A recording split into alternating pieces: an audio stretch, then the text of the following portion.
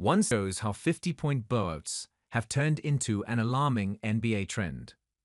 These days, trashing the state of the NBA in any mainstream discussion feels unavoidable. And here's yet another trend we should keep a close eye on. According to Alberta Basketball Communications Coordinator Brian Swane, there have been more 50-point NBA blowout wins in the last 2 seasons alone, 11, than there were in any other individual decade in league history.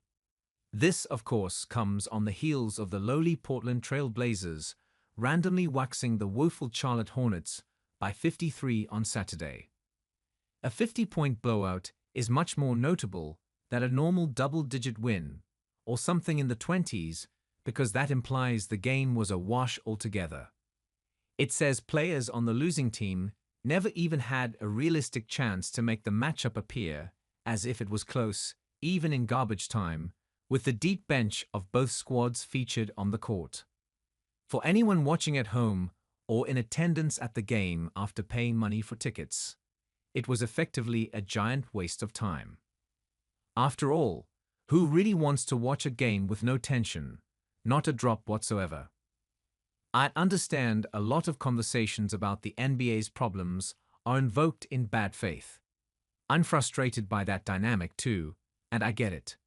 But maybe we shouldn't gloss over this latest trend so flippantly. Yes, fan perception and criticism are not everything, especially when it comes from people who were disillusioned by the league for various reasons long ago. In the grand scheme of things, 11 massive blowout games over 2 seasons, with 2,460 total matchups being played overall, doesn't seem worth highlighting in itself. Quite frankly, that's an inconsequential percentage. But if there are more games rising up to 50-point margins lately, it stands to reason that there are more significant blowouts happening in general, even if they never get all that close to the half-century mark. Lest I forget, there has to be some correlation with 3 teams over the last 2 years. This season's Oklahoma City Thunder and Cleveland Cavaliers, last season's Boston Celtics, on pace to finish with 3 of the highest 7 average margins of victory of all time. The only other NBA decade with as many representatives on this list is the 1970s, when the league was roughly half its current size and player empowerment did not nearly have as much of a hold as it does now.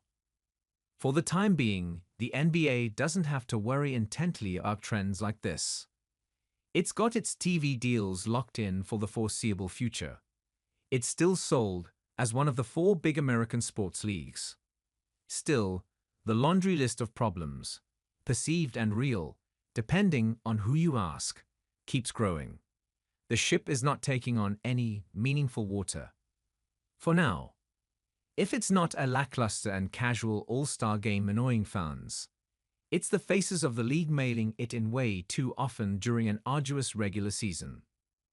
If it's not convoluted gimmicks like the in-season and play-in tournaments, it's a tired, 2017-like focus on the soap opera, mendable aspects of the league, i.e., trades, team drama, and player movement, rather than the basketball itself.